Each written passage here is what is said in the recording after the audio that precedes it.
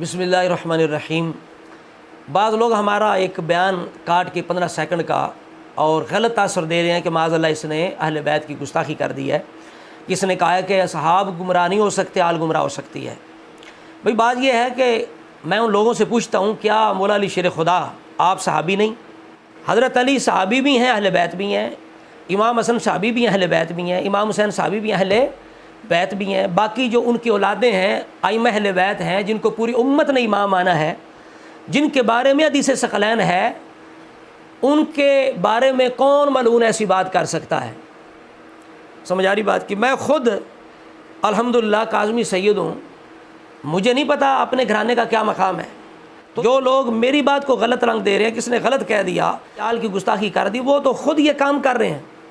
جو مجھے برا بلا کہہ رہے ہیں، انہیں سمجھ نہیں آ رہی کہ ہم تو خود مان رہے ہیں، عملی طور پہ وہ کام کر رہے ہیں جو اس کے بارے میں ہم پروپیگنڈا کر رہے ہیں، ہم خود وہ اس کام کے اندر ملوث ہو چکے ہیں۔ تو لہٰذا یہی ہم سمجھانا چاہتے ہیں کہ جو آج کی اولاد ہے اس کی کوئی گارنٹی نہیں ہے کہ بھئی یہ صحاب رسول گمراہ نہیں ہو سکتے، اولاد رسول گمراہ ہو سکتی ہے۔ آج کے جو وہ لوگ ہیں جو اپنے کو اولاد رسول آل رسول سمجھتے ہیں لیکن ان کے نظریات ٹھیک نہیں ہیں اصحاب رسول کے بارے میں، یہ گمراہ ہیں۔ اگر اصحاب رسول کو مومن نہیں سمجھتے، وہ مومن بھی نہیں ہیں۔ آج ہر فرقے کے اندر لوگ موجود ہیں جو کہتے ہیں ہم سید ہیں، اہل سنت کے اندر ہے، تشیع کے اندر ہے، دیوبند کے اندر ہے، اہل حدیث کے اندر ہے، سارے کہتے ہیں ہم سید ہیں۔ تو جو قیامت تک آل اولاد ہے اس کی کوئی گارنٹی نہیں ہے۔ جو اس دور کے اندر تھے، جن کو ہم جب کہتے ہیں آل و صحاب اہل بیت کہتے ہیں، خاص جو مصداق ہیں، ان کی گارنٹی تو رب نے قرآن کے اندر فرما دی۔ ان کے بارے میں کون ایسی بات کر سکتا ہے؟ صرف ان سادات کو میں خود سید ہو کے تنبیہ کر رہا تھا کہ خدا کے لیے ہمارے ہدایت کی کوئی گارنٹی نہیں ہے کہ ہمارا انجام کیسا ہوگا۔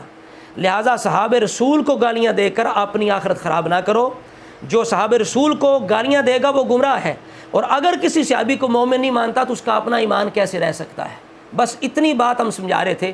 اگر اتنی بھی بات کسی کے سمجھ میں نہ آئے تو پھر اللہ تعالیٰ سے دعا کرتے ہیں اللہ تعالیٰ اسے ہدایت عطا فرمائے۔ اللہ رب العزت ہم سب کو حضور کی آل صحاب کی سچی غلامی نصیب فرمائے اور ہر طرح کی بے ادبی سے محفوظ فرمائے۔ السلام علیکم ورحمۃ اللہ۔